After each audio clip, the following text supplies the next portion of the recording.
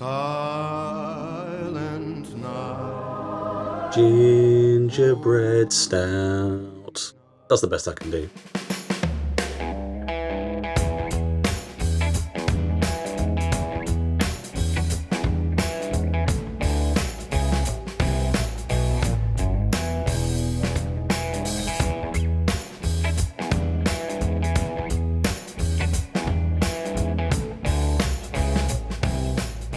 Hello and welcome back to the channel, and welcome to what is probably going to be the last Christmas beer of 2023, at least in terms of reviews anyway. This one is from Wiper and True. It is simply called Gingerbread Stout, and I've been trying to throw my mind back a little bit. Whilst I've definitely had stouts with some element of gingerbread in them, definitely some of the bigger impies from Brew York and people like that, I've never just had a straight up gingerbread stout at a reasonable, sessionable ABV, which is exactly what this is. Now, there are a couple of bits I want to say before I get into this beer, and the first one relates to that ABV. I was having a conversation with people this week about just basically how we do overdo it at Christmas. We save all the big heavy stuff, and well, that plus a load of food plus a load of everything else, and it just, yeah, it becomes too much. And whilst I really adore all of the big heavy ABV, high ABV, whatever stuff that I've been covering recently, sometimes when it actually comes down to Christmas Day, something a little bit more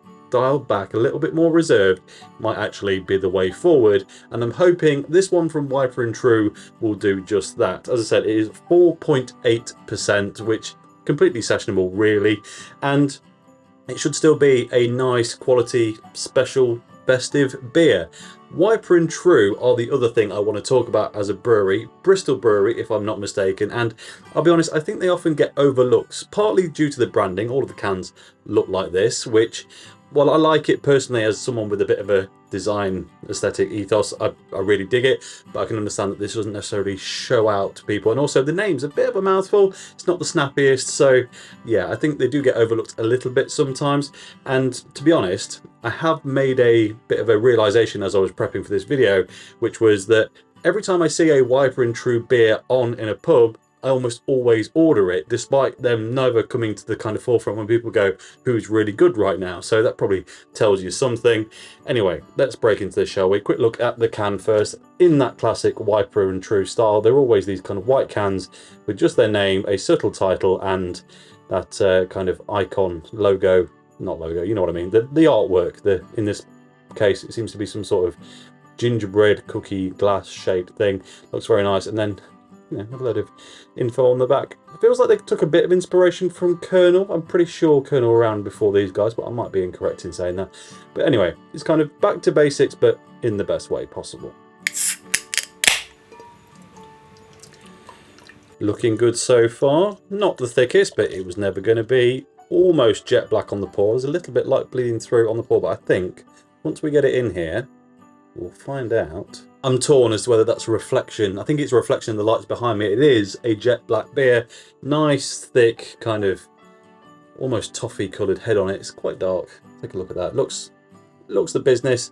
Yeah, solid looking stout. We can say that much. Now, anytime someone puts a big flavour as kind of the headline on the front of a can, in this case, gingerbread, I'm always wondering, how did they achieve that? Is it going to be an adjunct-filled thing full of overly sweet notes and just a little bit kind of, well, poppy, effectively? Or is it going to be reserved? Is it going to use kind of natural ginger and a bit of cacao, something like that, to just try and lift it up, which is what I'm hoping for.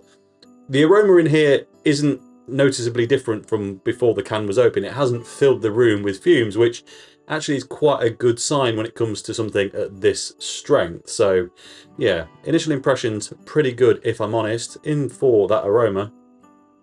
Okay. So the ginger's there, it's soft, it's subtle, it's almost kind of like crystallized ginger. It's got a bit of nice bitter stout roastiness going on, but there is like an overly sweet note, which I think I also picked up in that Brew York Christmas beer from this year, which I think was maltodextrin. We worked out in the end on that one. A very similar note. Not saying it is, but it's got that slightly synthetically sweet note to it, which I'm not a big fan of. But as we look with that beer, doesn't mean it's a game over situation. Just the aroma, yeah, there's a hallmark of something I'm not that I don't find that pleasing, basically. But it doesn't smell bad. It's certainly, you know, if you got a pint of it, you wouldn't send it back because it smelled off. It's just something that I'm probably a bit sensitive to. But otherwise, you get both the beer and kind of the trademark flavours. So yeah, it's a pretty good job, to be fair. Let's get into this, shall we? Cheers. Merry Christmas.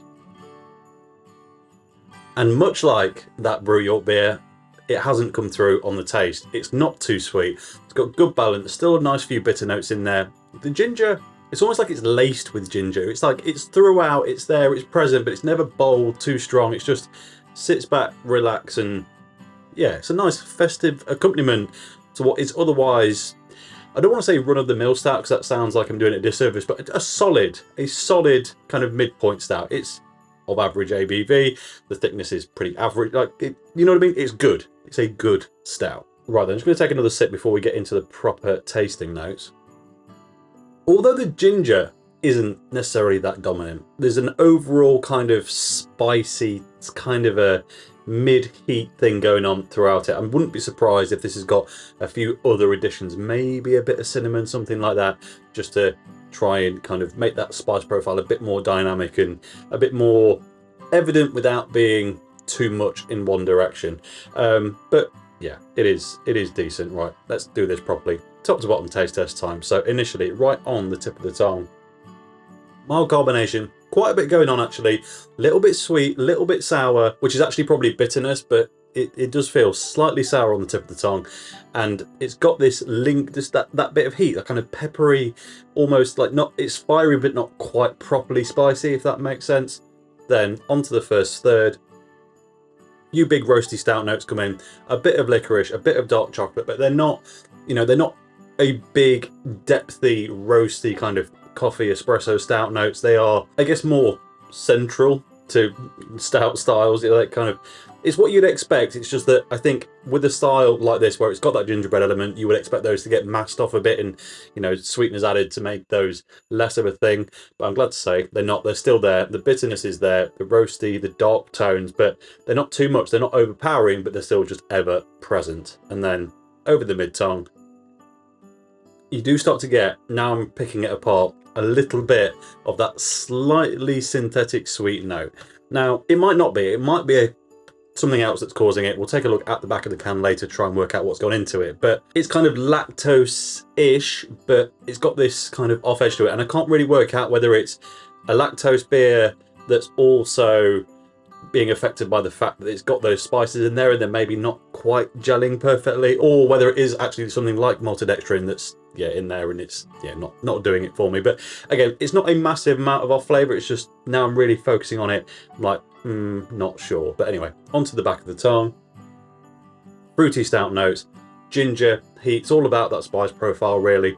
It's nice. It does feel gingerbread-like, but it's a little bit more like, you know, gingerbread meets pumpkin spice mix in some ways. It's reminding me a lot of those kind of Halloween-y beer styles. So, but it's not bad. It's not bad. It's just, I would have liked personally a load more ginger because I like ginger as a flavour, less of the other stuff, but it is what it is and it's fine. Then onto the aftertaste. Actually quite a refreshing drink, not sticky or sickly. It's a good refreshing beer for a dark beer, and the aftertaste is actually alarmingly clean.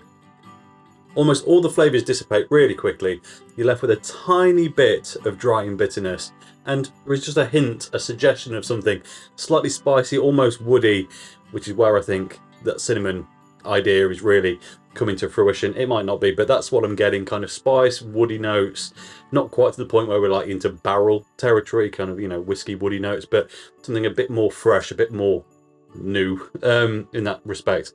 Let's take a quick look at this can then. On the front, Wiper and True Gingerbread Stout at 4.8%, and on the back, once again, it says Gingerbread Stout, Wiper and True, Bristol, a sweet, smooth spice stout that's full of cosy, festive flavours to warm your cockles. Store and serve chilled. Our unfiltered beer may contain sediment. Pour gently.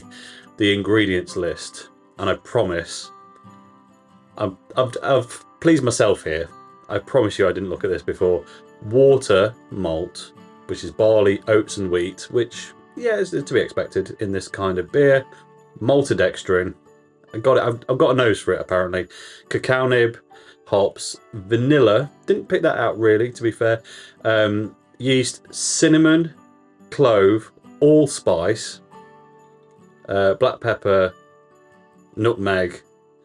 So maybe I don't know if there is cinnamon in allspice, but anyway, it's got a lot of other spices going on. That's what I was picking up. And look, it's a really good, sessionable, festive beer. The quality of the beer is there. You can still taste the beer and you get those other things. I just think those spice palettes aren't necessarily, well, to my palate, to be honest, because they're fine.